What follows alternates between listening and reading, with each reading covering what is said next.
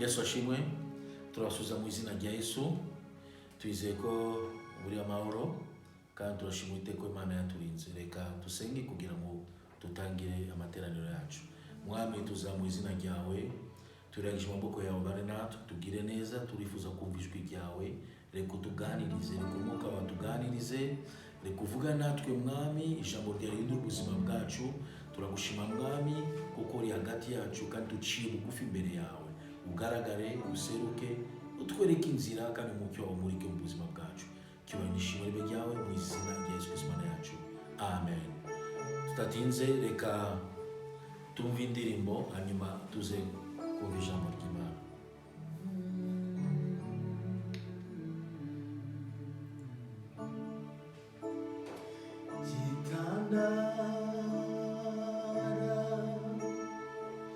Zamani data muri wowe narose ubugingo wa mbere, isoko nziza muri wowe niho nubakiye. Iyo ngutabaje uri hafi yanjye, mu gihe cy'umwiza we umbera umuco. Iyo ngutabaje uri hafi yanjye, Yesu we, cyumwiza we umbera umuco.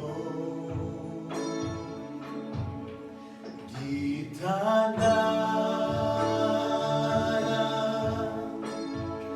z'amarira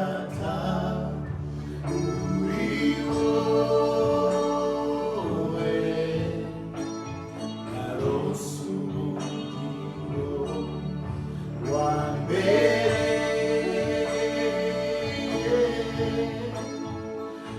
isoko nziza muri wowe niho nuba. Gitandara z'amarira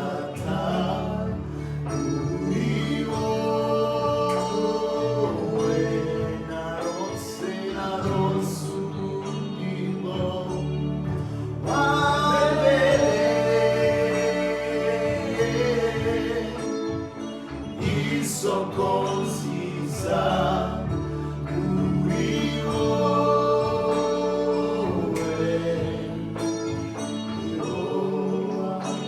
Iyo ngutabaje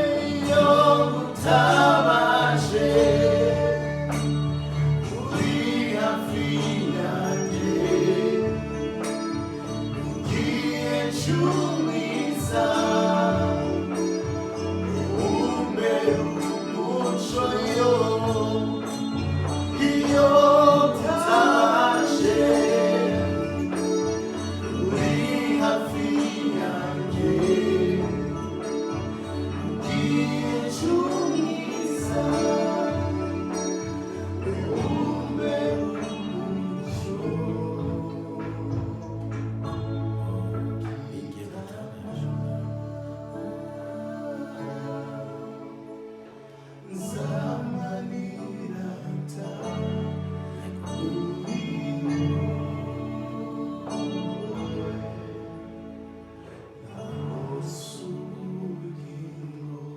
Yego, twarose ubugingo muri Yesu. Igihe mutabaje aratutabara. Amina. Nurambirwe gutabaza Uwiteka. Turi mu bihe bitoroshe, ibihe bya nyuma, aho kurangara no kurangazwa ni byinshi. Reka tutabaze Uwiteka. Uyu munsi turashaka kuvuga akamaro k'umuryango. Akamaro k'umuryango. Bibiliya ni igitabo cy'imiryango muri Bibiliya bavuga ejo imiryango. Usomye Bibiliya abamenye gusoma Bibiliya bumva n'imiryango. Amina. Adamu n'abana be. Adamu n'umuryango we. Noah n'abana be. Noah n'umuryango we. Abrahamu n'abana be. Abrahamu n'umuryango we. So bakakomeza bavuga ngo buri muntu n'umuryango we. Dawidi n'abana be. Kuko ntabwo bavuga umuntu ku giti cye gusa, ariko bavuga n'abana be, urubyaro rwe, umuryango. Iyi Bibiliya ni igitabo cy'umuryango. Imana mu kuvuga cyerekeje umuryango nuko Imana yarazi neza akamaro k'umuryango. Imana izi neza akamaro k'umuryango. Na Satani azi akamaro k'umuryango. Icyo Imana izi, Imana arabizi ko nariyo mpamvu Imana yahaye agaciro umuryango. Satani nawe arabizi umuryango ufite agaciro mbere w'iteka, na nicyo ngomba kurwanya. Amina. No mu gitabo cyo kuva Exode, igihe Imana yabwiye Mose ngo muve mu Giputa mugende Israel bagende. Imana ibabwira bagende, ariko mbere kugenda Imana itegeka Mose ngo bicare mu miryango, ubicaze mu miryango yabo. So usubiye mu ijambo ry'Imana n'imiryango. Kuva kitangiro biye Imana yagacira imiryango, kandi Imana yashiraga abantu tuje mu miryango. N'igihe Imana yasuraga umuntu ku giti cye, ariko Imana ikamusubiza mu muryango we. Amina. Na niyo mpamvu Imana na Yesu yamuhaye umuryango. Imana ya Yesu umuryango imushira mu muryango. Amina. Imuha umuryango. Urebe na Mose igihe yabwiwe iteka, Imana yasubiye Mose iramubwira ngo Mose, ndifuza ko wowe ugende ukora umurimo ukomeye, ubora ubwoko bwanjye, ugende ubora ubwoko bwanjye, ubakure mu buretwa, ubakure mu muri. Imana yabwiye Mose ngo ibakure hariya. Hanyuma Mose abwira Imana, sinzi kuvuga, sinabishobora. Imana yabonye ko Mose nababishoboye. Imana abwira ngo Mose, reka kuko waboye ko nababishoboye. Imana imuha Aroni na Miriam, barabavukanye ya Mose. Imana imuha abaturutse mu muryango we, abari mu muryango we, kugira ngo bamufashe kugira ngo soze inshingano. So Imana ntabwo yahisemo abaturutse kure, ntabwo yahisemo abanyamahanga, ariko yahisemo bari mu muryango, bakomoka mu muryango umwe nawe kugira ngo bamushoboze, bamufashe gusoza inshingano n'umuhamagaro. Urabona Imana yagaragaza cyane akamaro n'agaciro k'umuryango. Naniyo twebwe ntabwo tweka cyane akamaro n'agaciro k'umuryango. Niyo mpamvu usanga tugira ibibazo cyane. Imana yari kwitamo undi muntu, ariko Imana ngo kuko Mose uri kuvuga ngo ntabwo ushoboye, ntabwo uzi kuvuga. Okay, kuko nabuze, reka shake Aaron na Miriam, n'abavukanye bawe. Sinshaka gufata kure, ndafata mu muryango wawe kugira ngo babe abantu bagufasha. Amina. Reka tusome muri Bibiliya Kutegeko kwa kabiri igice cya 12 murongo wa 7. Deuteronome 12 verset 7. Azabe ariho mujya mubone kurira imbere y'Uwiteka Imana yanyu. Azabe ariho mwishimira no mu ngo zanyu, ibyiza byose byabavuye mu maboko, Uwiteka Imana yanyu ikabiheramo umugisha. Amen. Ari bavuga ejo kurya no kunezerwa mu muryango. Imana yababwira ngo muri zarye munezerwe mu muryango, mu rugo rwawe. Ni kimwe no mu Kutegeko kwa 14 murongo 26. Aho ni kimwe na Imana yababwira ngo mugende mugure ibyo mushobora byose, mubikunda amafaranga, hanyuma mubirye byose ahantu hamwe mu rugo rwanyu, murye mu muryango, unezerwe. So Imana yifuza ko tunezerwe mu muryango, umugisha wawe unezerwe n'umugisha wawe mu muryango wawe. Joshua gice cya 6 murongo 22-23. Maze Yesuwa abwira abagabo babiri batataga igihugu ati, nimwinjire mu nzu ya Marayo, musohore uwo mugore n'ibyo afite byose kuko mwamurahiye. Nuko abasore babiri batase barinjira, basohora Rahabu na se na nyina na bene se n'ibyo yari afite byose n'umuryango wabo wose, babishyira inyuma y'urugerero rw'Abisiraheli. Amen. Muruvano Rahabu yari maraya. Rahabu yasobanukiye agaciro k'umuryango. Yari kureka ngo reka ngewe bandokore, ngewe ndashaka kukizwa, bandokore mve hano bareke, ariko we yanze kwita ku buzima bwe gusa. Oya, nifuza kurokoka, ariko nifuza kurokoka n'umuryango wanjye. Kuko bandoko ngewe ngiye gusubira sove moi même, sinzanezerwa nzabana nande. agakiza cyangwa se umugisha Imana izampa nzagasangira n'abandi. Na niyo mpamvu Rahabu oya abwira abatasigiye baje bwa mbere ba espion, murashaka kukurano muzamfashe ngewe n'abavandimwe banjye abo mu muryango wanjye babyeyi banjye. So yifuzaga umuryango. So ayabonye ko kumurokora wenyine ntabwo ari byiza kandi ntabwo bihagije, arifuza kurokoka n'umuryango we. Urafuza uri ari maraya Rahabu. Tukomeze Abami ba mbere igice cya 17 umurongo wa 15.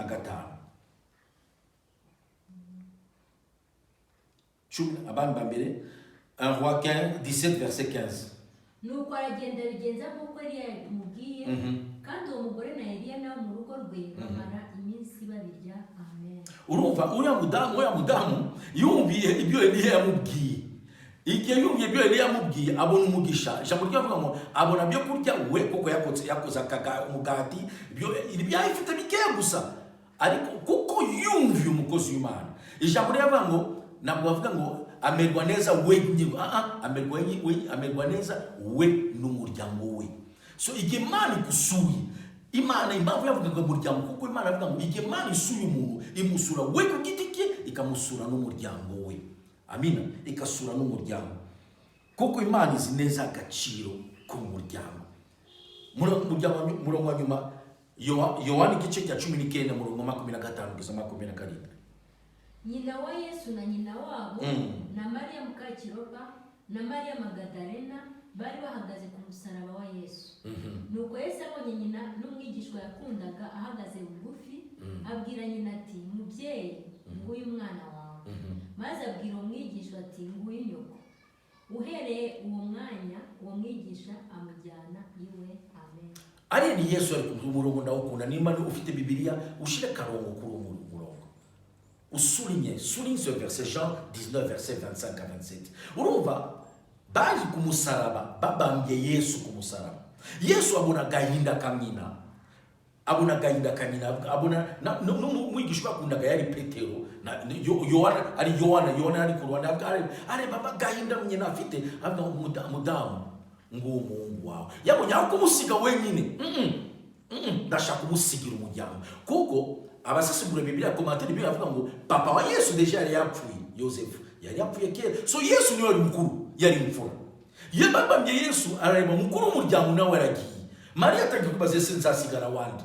C'est vrai afite abandi bana ko bavuga muri Bibiliya, ariko arareba ngomba kumusigira umuryango. Yesu aravuga kuko mama wanjye nawe akeneye umuryango, sinshaka kumusiga umupfakazi gusa n'imfubyi, reka musigire umuryango kuko Yesu arazi neza agaciro k'umuryango. Muntu ntabwo kugira ngo utere imbere ukeneye umuryango, ugufashe kugira ngo ukomeze mu byo Imana yavuze. Niyo mpamvu Yesu abwira Mariya mubyeyi nguyu umuhungu wawe, hanyuma abwira Mungu nguyu nyoko, hanyuma abwira ngo nyuma ijambo ry'Imana ravuga ngo uriya mugabo umuhungu mwigishwa ahita afata nyina wa Yesu amujyana iwe. So wenda agenda amwakira mu muryango, amuha mu muryango.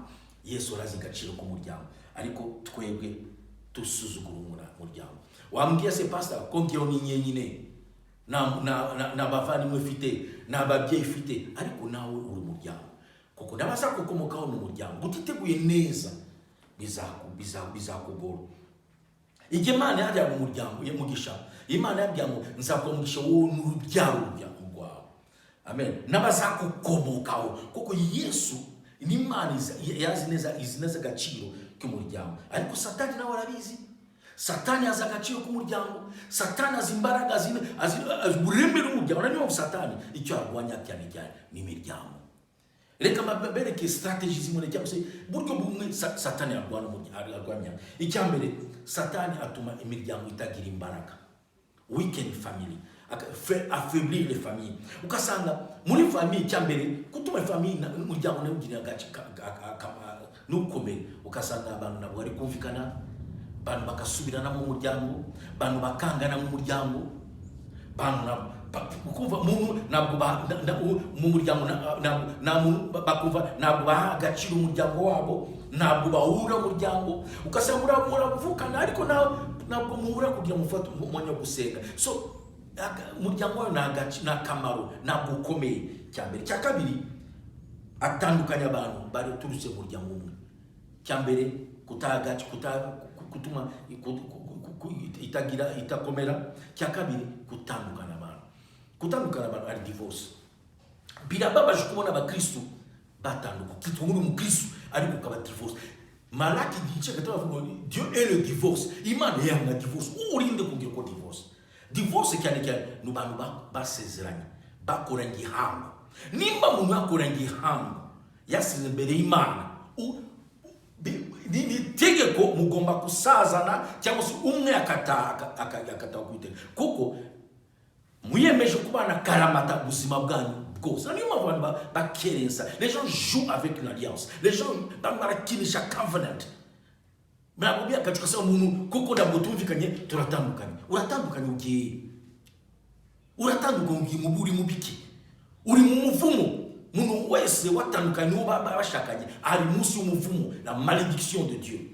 Ukasanga n'abavandimwe bakatanya kukinisha ukasanga bakakubya uriya mugabo n'umubi tandukanye uriya mugabo erega nubwo mugabo n'umubi ariko n'umugabo we niyo basezeranye nawe, mureke kubwinjiramo kuko ni igihango bakoranye n'ubute. So Satani akora biriya bintu, ukasanga no rejection, ukasanga abantu barangana mu muryango kuko ntabwo bagishakana, ntabwo bamwe babayakato, on ne veut pas les sentir. Gatatu, détruire les familles. Oh, aliya Satani arakomeye. Destroy the family. Satani ararimbura imiryango. Ari kurimbira umuryango, ugasanga abana ubwigomeke. Rébellion dans la famille. Même mu rusengero ugasanga abantu rébellion. Icyo ni kuvuga mu muryango. Même mu rusengero, itorero n'umuryango ugasanga ubwigomeke. Akashiraho Satani akabibamo umujinya, urwangano mu muryango, abantu bakangana mu muryango kuko arashaka kuzimbura umuryango. Ukasanga abantu baravukana ariko ntabwo bavugana. Abantu baravukana ariko ntabwo baganira, barangana, urunuka. Biriya nibyo Satani ashaka gukora. Ese umuryango wawe umeze gute? Ndangiza reka nkubwire. Imana ashaka itorero ibe umuryango. Nimba Bibiliya ni igitabo cy'imiryango, kandi Bibiliya niko gitabo twebwe twigisha. So mwene magambo Imana ashaka n'itorero, amatorero, urusengero, les églises soient aussi des familles. Muri famille arababyeyi ari n'abana, aho abantu bose, aho umuntu wese yisanga mu muryango akumva akunzwe mu muryango, aho wisanga kuva ukunzwe. Ntabwo areba ubwoko, ntabwo areba uburebure bugufi, ntabwo areba ubutunzi bwawe, ariko twese tukumva tukunzwe. Aho abantu bose aho umuntu wese yumva akunzwe, batarebye ku mashuri, batarebye ku byo ufite. Aho uza ukasanga abandi barakufashije, barakubaka, nous complétons, turuzuzana. Undi afite impano, Juste afite impano ye, Gatete afite impano ye, Data afite impano ye, nukasanga muruzana. Ngewe sindi kuririmba neza ariko baranyuzuza mu mpano. Aho tuzuzana gukorera Imana no gukomera. Ukuzuza n'undi muntu wone umasengesho na gukomera ariko undi akakuzuza. Aho tuzuzana. Umuryango nabo ari competition, ari n'ibipfira. Ubonye umuryango wandi baye competition, mutekora competition, marushano biba bipfuye. No mu rusengero muri competition biba bipfuye. Nta muntu ugomba kubona ko ni wowe ijuru byose oya, ntabwo bishoboka. Umuryango itori ugomba kuba umuryango. Amina. Natwe tugomba kuba mu muryango. Twite ku miryango yacu, twite ku buzima bwacu. Wambwiye se pastor na muryango ufite, ariko wowe uri umuryango wa mbere. Tu es la première famille. Umeze gute? Wenyine urikunda, ukunda abandi mu itorero ryawe, uruvuga gusa. Abantu bakunda kuvuga urusengero rwabo, uravuga hamwe n'abagabo, uri mucacu, tu es rebelle, uri mercenaire. Tuza ikitagenageza urebe buryo ukosora. Amina. Kuvuga gusa abavandimwe. Erega arakamna somero cyo muravuga ngo nimba abasirikare igihe barashumwe ku rugamba, nta muntu usigundi ku rugamba, ahita muterura akakomeza. Nubwo ari casualty bamurashi, nubwo bishobora yapfuye bakamuterura akagenda nawo ariko nimbara abantu banezerwa kubona undi warashikwa na murisi n'abakristo. Satani arashumne tukatangira kumuvuga, tukatangira kumusebya. Ntabwo uri umuryango. Satani icyo akora ni ukutandukana, kwereka wowe urashoboye uri nabo ushoboye, wowe urakomeye uri nabo akomeye, gutandukana, gushira division, kurobanura. Reka tureke kurobanura, tukundane. Akamaro k'umuryango, nimba Imana izi agaciro k'umuryango, Satani nawe azi agaciro k'umuryango. Niyo mpamvu arwanya imiryango. Ese umuryango wawe umeze gute? Ese usengera umuryango wawe? Ese ufata umwanya? Ese uha agaciro k'umuryango? Niyo ariko umuryango wawe icyo kuba wowe n'abavandimwe bawe, wowe n'abavukanyi bawe, wowe n'abana bawe, wowe nyine ku giti cyawe n'itorero ryanyu urayisengera. Ndarangije. Imana itabara imiryango. Birababaje kubona imiryango utameze neza, na niyo mpamvu usanga abantu batari gutera imbere, kuko benshi bapfiriye mu miryango. Ese wowe ntabwo bapfiriye mu miryango? Benshi barakomerekeye mu miryango. Niba wakomerekeye mu miryango, nuwanga imiryango, ahubwo sengera imiryango. Reka senge. Mana yacu Mwami mwiza, turashima izina ryawe. Tabara imiryango imeze nabi, imiryango yahagaze nabi Mwami, utabare. Turifuza kubona Mana imbaraga zawe sisana imiryango, tunganye imiryango, tunganye ubuzima bwacu Mwami, bitagenda neza imiryango yacu yose Mwami, bikurwa mu izina rya Yesu Kristo. Usane imiryango, tunganye imiryango yacu Mwami, utugire neza, usure Mwami, kugira ngo byapfuye Mana bizuke Mwami, bizure bitunganye mu izina rya Yesu. Ndashaka gusabira Mwami imiryango itameze neza, imiryango harimo intonganya, imiryanye Mana bari kwangana. Reka Mana usangire imiryango, ugire neza imiryango yacu yose Mwami. Tuve twese tukunzwe, tuve twese Mwami tunyuzwe, tuve twese twisanga mu miryango no mu itorero ryawe. Turagushimugira neza. Nimba uzi agaciro k'imiryango Mwami, reka udufashe natwe dusobanukirwe agaciro k'imiryango, kuko nima Mose wahisemo baturuka mu muryango we kugira ngo bamufashe, kugira ngo asohoze ubushake bwawe n'umugambi wawe Mwami. Natwe Mwami urifuza kuzamura mu muryango wacu, kugira ngo dufashe gusohoza umuhamagaro wacu nibyo wifuza kudukora. Cyubahiro n'ishimwe bijyaho Mwami. Wamugisha abana bawe, cyumurikizo bagendere, funguye imigisha yose kubw'izina ryawe, mu izina rya Yesu Kristo Nazareti. Bayigire neza, ubatangaze, wagura amarembo ubuzima bwawe. Cyubahiro n'ishimwe bijyaho mu izina rya Yesu Kristo Mana yacu senze. Amen. Imana ibahe umugisha kandi mugire cyumurikizo. Murakoze.